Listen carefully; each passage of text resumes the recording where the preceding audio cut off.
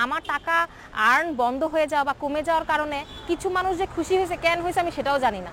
আমার তো কোনো সুখ দুঃখের কোনো কারণ নাই যে আর্নিং অনেকটা কমে গেছে। আপু কাজের জায়গাটা একটু কম পাওয়া যাচ্ছে আপনাকে, মানে এই ব্যাপারটা একটু ক্লিয়ার করুন। কাজের জায়গা কম পাওয়া যাচ্ছে বলতে আমার যে 15,70,000 ফলোয়ারের যে ফেসবুক পেজ ফুড আপি, ওই পেজটা আপাতত ফেসবুকে ফেক কপিরাইট স্ট্রাইকের কারণে ডিসেবল হয়ে আছে। তো যার কারণে আমার যে রেগুলার যে ভিডিওগুলো সেগুলো আমি ওই পেজে দিতে পারতেছি না।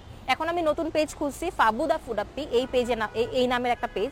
ওই পেজে আমি রেগুলার ভিডিও দিয়ে যাচ্ছি, বাট যেহেতু পেজটা একেবারে নতুন বলতে মাত্র মনে হয় 5,000-এর মতন ফলোয়ার, তো খুব স্বাভাবিক আমার নতুন ভিডিওগুলো মানুষের কাছে ডিস্ট্রিবিউট হতে বা রিচ যেতে অনেক সময় লাগবে। সো যার কারণে ম্যাক্সিমাম মানুষ, মোস্ট অফ দ্য মানুষ হচ্ছে জানেই না যে আমি একটা নতুন পেজ খুলছি এবং নতুন পেজে হচ্ছে ভিডিও দিচ্ছি।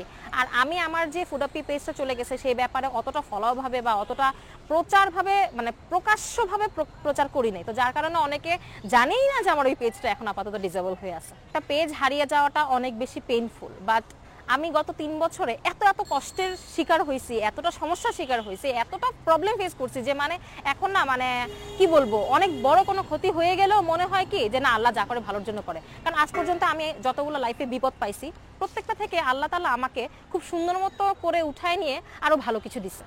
সো আমি ওই আশাতেই বসে আছি এখন আল্লাহর উপর বিশ্বাস করে যে না, আমার পেজটা চলে গেছে, তাতে কোনো সমস্যা নাই, ইনশাআল্লাহ আল্লাহ তাআলা এর থেকে ভালো কিছু আমাকে দিবে। ওই বিশ্বাস নিয়ে আমি আসলে বসে আছি এবং ওই বিশ্বাসের কারণে হয়তোবা আমি এখনো হাসি মুখে সুন্দর মতো কথা বলতে পারতেছি এবং চলাফেরা করতে পারতেছি।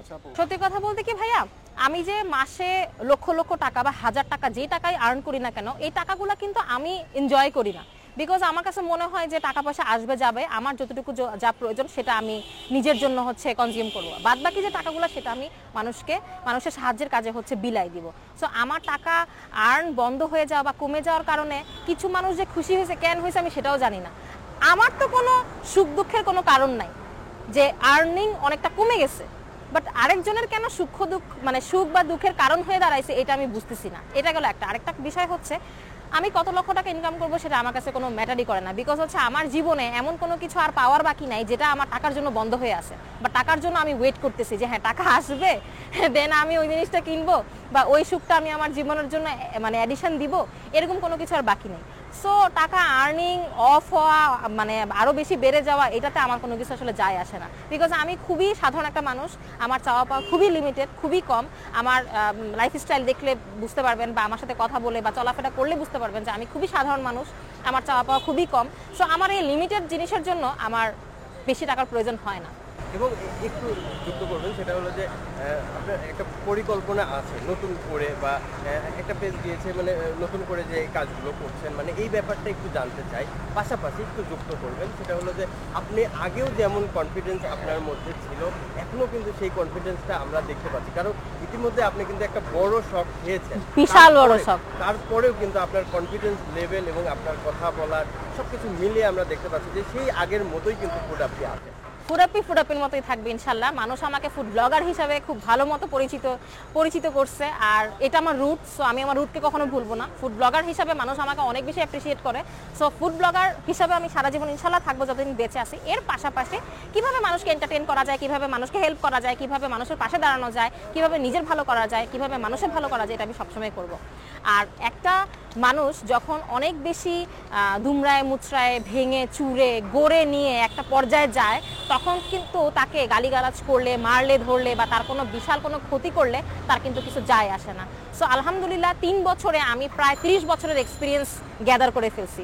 সো ওই কে কি বললো, কে কি করলো তাতে আমার অ্যাকচুয়ালি কিছু যায় আসে না। আর যেহেতু 30 বছরের এক্সপিরিয়েন্স আমার হয়ে গেছে, সো ওই 2-1টা জিনিসে আমার কোনো কিছু ইনশাল্লাহ যাবে আসবে না। 15,70,000 পেজে 15,70,000 ফলোয়ার গেইন করা একটা পেজের জন্য এটা হিউজ। এটা মানুষ 5 বছর 10 বছর লাগাতে পারে না, এটা মাত্র আমি 3 বছরে পারছি।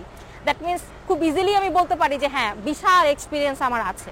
সো ওই এক্সপিরিয়েন্সের জায়গা থেকে সামান্য একটা পেজ চলে গেল বা সামান্য একটা ক্ষতি হলো, সামান্য একটা স্ট্রাইক খেলাম, সেজন্য আমি কাটবো বা অনেক ইমোশনাল হয়ে যাব, কাজ বন্ধ করে দিব বা ফ্যামিলির মানুষের উপরে এটা কোনো এফেক্ট ফেলবো, এতটা লো মেন্টালিটি বা এতটা উইক আমি না।